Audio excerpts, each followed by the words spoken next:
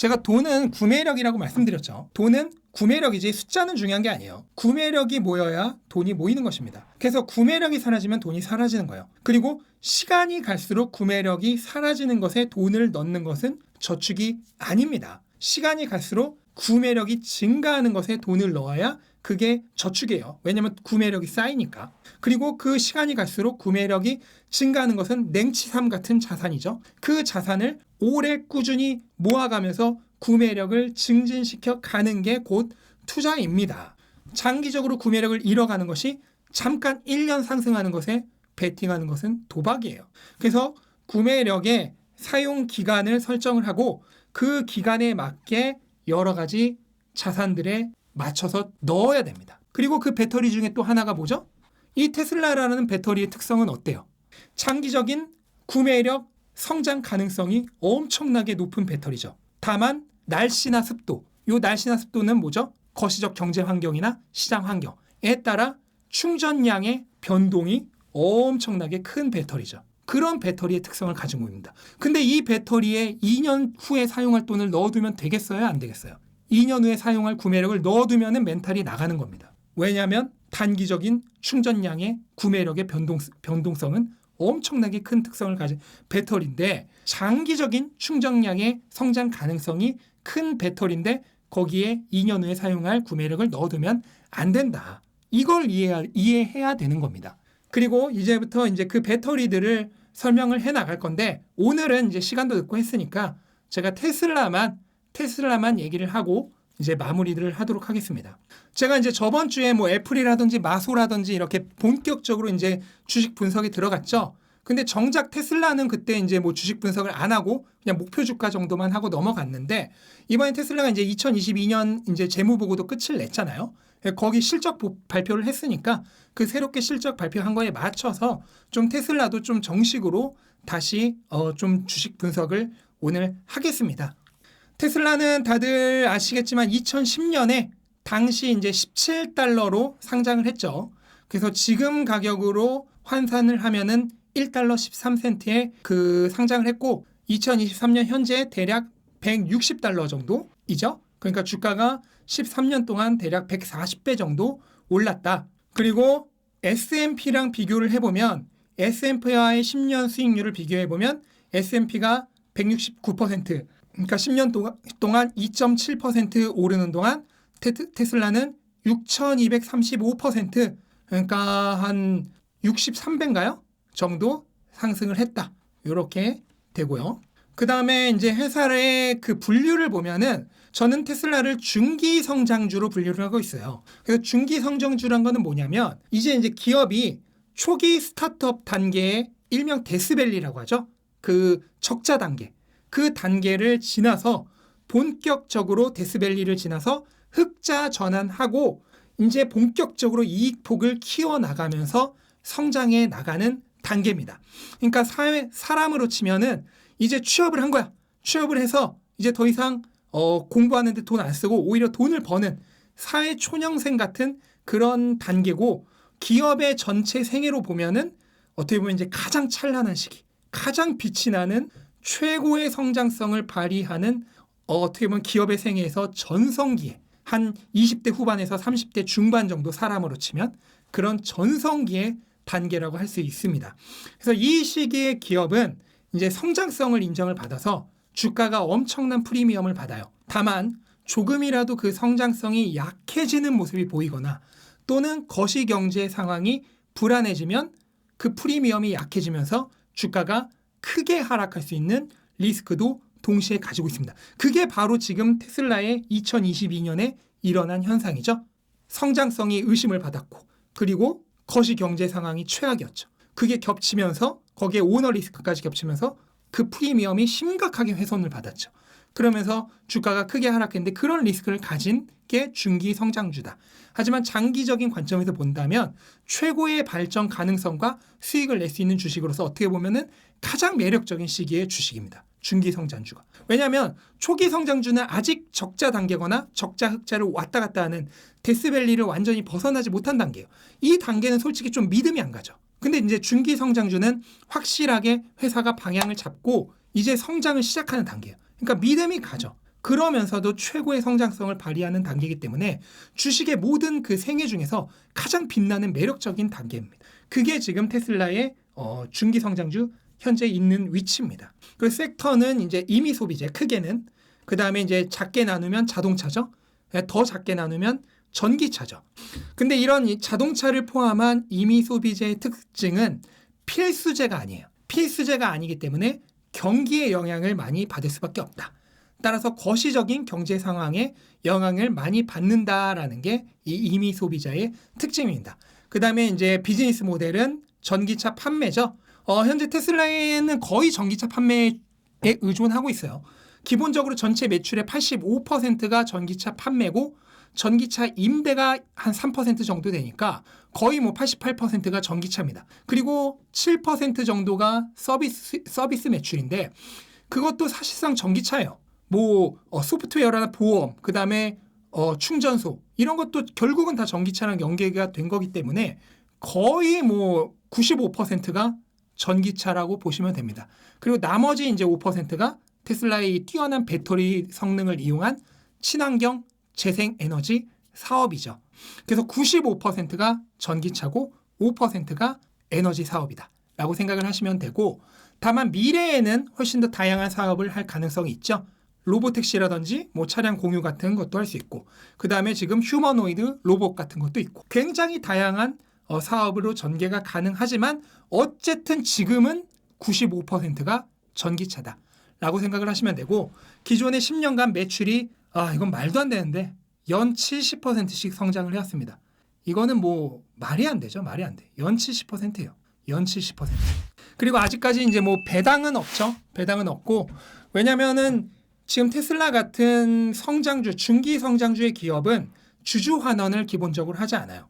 왜냐면 주주 환원이란 건 뭐죠? 황금알 낳는 거위에 배를 가르는 행위죠. 그래서 그 안에 있는 알을, 황금알을 빼먹는 행위잖아요. 그런데 지금 테슬라 같이 성장성이 뛰어난 기업들은 그 돈을 환원하지 않고 오히려 재투자를 해서 성장성을 더 키운다. 그래서 더 빠른 속도로 성장하는 게 결국 주주들에게는 더 큰 이득이 된다. 그렇기 때문에 아직까지 배당이나 자사주 매입 같은 주주 환원은 하고 있지 않습니다. 그래서 뭐 오타 났네요. 재무 건전성입니다. 재무 건전성은 뭐 다들 별 관심 없을 테니까 빨리 넘어가자면 그게 굉장히 좋습니다. 지금 현금성 자산 무려 220억 달러고 유동 자산이 유동 부채보다 훨씬 많고요. 그 다음에 총 자본이 부채보다 많습니다. 자본이 부채보다, 중기 성장주가 자본이 부채보다 더 많은 건 굉장히 좋은 거예요. 그 자본이 부채보다 많고 지금 현금 흐름도 괜찮습니다. 영업 활동으로 인한 현금 흐름이 무려 147억 달러인데 지금 재투자 굉장히 많이 하고 있죠. 거의 재투자하고 있고, 그 다음에 뭐 순현금 흐름이 마이너스긴 하지만 이거는 뭐 지금 벌고 있는 돈에 비하면 아무것도 아니죠. 네, 아무것도 아니고 뭐 일시적인 현상일 뿐이고, 지금 현금 가지고 있는 현금성 자산이 이거에 뭐 거의 200배이기 때문에 거의 영향이 없습니다. 이거는 뭐 별 영향이 없는 문제다. 그래서 현금 흐름도 굉장히 좋다라고 말씀을 드릴 수 있습니다. 그래서 재무 건전성을 설명을 드리자면, 뭐 총평을 하자면 전반적으로 매우 뛰어나고요. 그 다음에 지금 테슬라의 그런 엄청난 성장성을 감안을 했을 때 유보 현금도 굉장히 많고, 그 다음에 부채보다 자본도 많고 굉장히 안정적이다. 다만 지금 현금성 자산이 222억 달러나 있는데 이거는 조금 과도하게 많은 거 아닌가라는 생각도 좀 합니다. 그래서 유보 현금이 지금 지나치게 많은 느낌도 있다. 그래서 조금 더 공격적으로 투자를 해버리든지 뭐 기가팩토리를 더 짓는다든지, 아니면 이제 주주 환원을, 여기서 주주 환원은 뭐 배당은 아닐 테고 자사주 매입이겠죠. 근데 자사주 매입도 살짝 타이밍을 놓치긴 했는데 어쨌든 뭐 주주 환원 같은 것도 좀 계획할 수 있고 한다 하더라도 나쁘지 않은 타이밍으로 보입니다. 왜냐하면 제가 앞에서 현금은 가지고 있어봐야 뭐 된다 그랬죠? 가지고 있어봐야 연평균 7.6%씩 까인다. 구매력이. 그렇기 때문에 지나친 현금 보유는 오히려 독이 될 수 있다. 그리고 지금 판매 예상량을 제가 좀 바꿨습니다. 상향을 시켰어요. 왜냐면 어제 일론 머스크가 가격 인하로 인해서 지금 판매 증가 효과가 엄청나다는 거를 본인 입으로 직접 얘기를 했죠. 그래서 좀 목표 주가를 바꿨습니다. 어제 실적 발표에서 나온 전망치에 맞춰서 리뉴얼을 했는데요. 뭐 당연한 거죠. 실적 발표를 했고 거기서 전망치가 바뀌었으니까 당연히 바꾸는 게 당연한 겁니다. 그래서 2023년에 180만 대로 잡았었는데 일론 머스크가 얘기했던 대로 저는 200만 대 판매일 거라고 생각합니다. 그리고 2024년에는 280만 대, 이게 성장률이에요. 연간 성장률. 이렇게 가서 2027년에 충분히 640만 대까지도 가능하지 않을까. 이게 연간 복합 성장률 한 26% 정도니까 뭐 그렇게 높은 것도 아닙니다.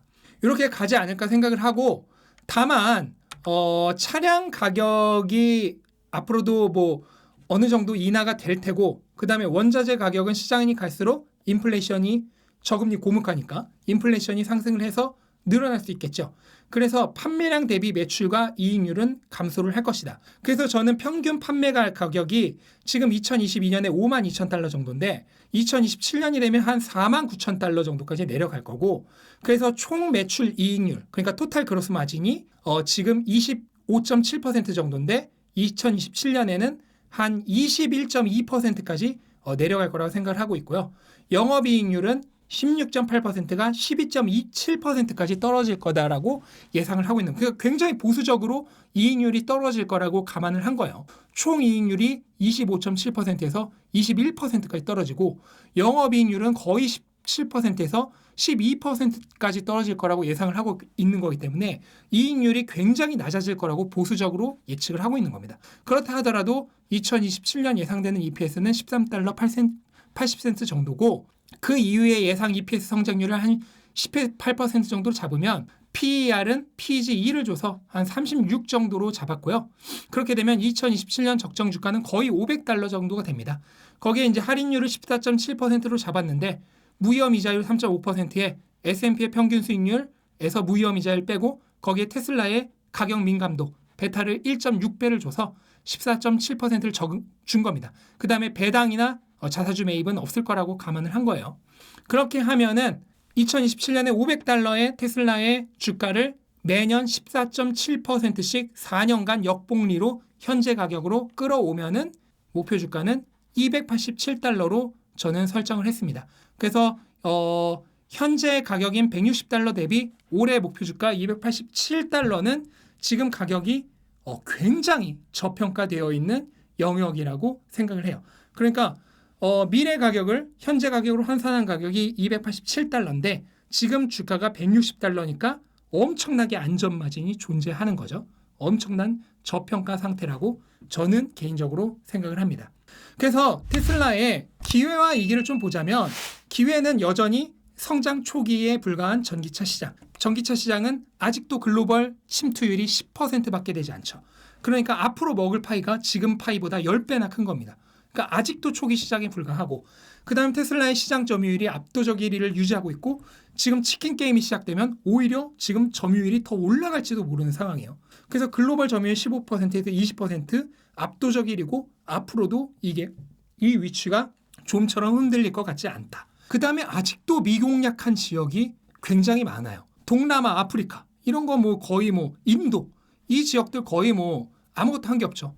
그럼 미공략한 지역이 이렇게 많고, 그 다음에 미공략 상품이란 건 뭐냐면 지금 4만 달러 이하 시장은 테슬라가 거의 없잖아요. 근데 이제 2만 달러대 자동차가 나오면 그 시장도 공략을 하는 거죠. 그래서 미공략한 시장과 지역이 굉장히 아직도 많기 때문에 아직도 먹은 것보다 먹을 게 10배는 더 많다. 이게 테슬라의 기회고, 위험이 그런 데 있는데 첫 번째는 전기차 이유가 있느냐. 물론 비전은 있죠. 로보택시, 그 다음에 뭐 휴머노이드 이런 비전들은 있는데, 그 다음 에너지 사업부 커지는 거 이런 비전들이 있는데 아직까지 구체화는 솔직히 안 됐죠. 아직 눈에 보이는 비즈니스 모델은 없잖아요. 그러니까 전기차 이유가 없다면, 전기차의 이후가 없다면 결국은 2026년이나 7년 정도 되면 성장성이 꺾이겠죠. 그 다음에 뭐 CEO 리스크라고 하는 일론 머스크가 뭐 지금은 또 이제 어떻게 보면 괜찮지만 또 1년 후에 또 뭔 짓을 할지 모르죠. 그때 또 언론들은 죽어라고 까겠죠. 제가 얼마 전에 왜 언론이 일론 머스크를 그렇게 죽어라 까는지 한번 영상을 만들었죠. 일론 머스크가 또 뭔가를 하면은 또 죽어라 깔 겁니다. 그러면 또 사람들은 거기에 혹하겠죠. 왜냐하면 모든 언론이 까니까 일론 머스크 같이 나쁜 놈이라고 그렇게 매도 되겠죠. 같이. 그런 리스크가 분명히 존재하고, 그 다음에 차이나 리스크, 전체 생산의 거의 50%, 그리고 매출의 뭐 20% 이상이 중국에서 나오죠. 그럼 이 차이나 리스크가 언제든 테슬라는 존재한다. 이런 리스크가 존재를 할 겁니다. 그래서 총평을 해보자면 저는 지금 목표 주가를 요 정도로 잡고 있는 거죠. 목표 주가를 요 정도로 잡고 있는데, 지금 가격은 기업의 성장 가능성을 생각했을 때 지극히 심각할 정도로 저평가가 되어 있다고 생각을 하고, 따라서 향후 리스크 대비 막대한 이 기대값이, 그러니까 안전마진이죠. 이 기대값이 있는 것으로 저는 생각을 합니다. 그래서 제가 늘 말씀드리지만 언제나 가치를 측정을 하고요. 그 가격보다 지금 가격이 싸고 안전마진이 충분히 있다면은 연간 평균 7.6%씩 구매력이 까이는 현금이 생겼을 때, 화폐가 생겼을 때 그런 좋은 자산으로 전환을 하면 됩니다. 만약 지금 가격이 내려가서 미래 가치보다 지금 가격이 더 내려간다면 안전마진이 더 증가하는 겁니다. 더 좋은 거예요. 지금 테슬라가 $100 있을 때 안전마진이 얼마나 말도 안 되게 급강해서, 제가 그때 영상들에서 뭐라고 말씀드렸죠? 지금 말이 안 될 정도라고 말씀을 드렸죠. 심지어 안전마진의 영역을 그냥 뚫고 내려갔다라는 말씀까지 드렸었는데, 그 정도로 안전마진이 극강으로 증가한 상태였던 거예요. 그러니까 이거를 아는 사람들은 오히려 그 $100 갔을 때 정말 뭐 흔히 말하는 영혼까지 끌었겠죠. 여기도 분명히 그런 분들 계실 거예요. 그 도박성으로 베팅을 한 게 아니라 안전마진이 증가했다고 생각을 하고 남은 여력을 다 투자를 한 거죠. 의미가 다릅니다. 도박성으로 베팅을 했다는 게 아니에요. 그런데 사람들은 오히려 이 가격 $100 갔을 때 무슨 $80 간다, $60 간다. 근거는 없어요. 왜냐하면 미래 가치를 모르고 그거의 현재 환산 가격도 모르기 때문에 그런 근거는 없고, 그냥 가격이 내려가니까 그 분위기가 근거인 거죠. $80 간다, $60 간다. 무조건 기분에 의해서만 그렇게 하는데, 그렇게 하는 사람과 미래 가치를 알고 그거를 현재 가격으로 환산을 하고 지금 가격과 비교할 줄 아는 사람은 그런 우를 범하지 않죠. 그리고 오히려 지금의 가격에서 더 편안함을 느끼죠. 오히려 안전마진이 증가한 상태이기 때문에 오히려 이런 가격에서 더 편안함을 느끼면서 돈을 자산으로 전환을 합니다. 왜냐? 결국은 돌아온다는 것을 아니까. 결국은 가격은 가치로 수렴한다는 것을 아니까. 사람들은 가격이 내릴 때 리스크가 증가한다고 생각을 했는데 실제로는 반대예요. 오히려 가격이 내릴 때 안전마진이 증가하니까 리스크가 줄어드는 겁니다. 그리고 이 기대값이 올라가는 거예요. 반대입니다. 가격이 내릴 때 리스크가 증가하는 게 아니고 오히려 리스크는 감소하고 이 기대값이 올라가는 거예요. 이 개념을 알면 끝나는 겁니다. 이 개념을 알면은 장기 투자는 끝이다. 그래서 항상 이거를 머릿속에 염두에 두시기 바랍니다. 여러분들이 생각하는 기대 미래 값은 얼마인가? 그러면은 이런 식으로 값을 구할 수가 있어야겠죠, 우선은. 그 다음에 그거를 현재 가격으로 환산할 줄 알아야겠죠. 그리고 그 환산한 가격과 지금 가격을 비교하면은 게임은 끝이다. 장기 투자는 끝이다. 그래서 이 모든 것이 책에 담겨 있다. 이 모든 것이 책에 담겨 있기 때문에 책을 보시면은 더 잘 이해를 하게 되실 겁니다.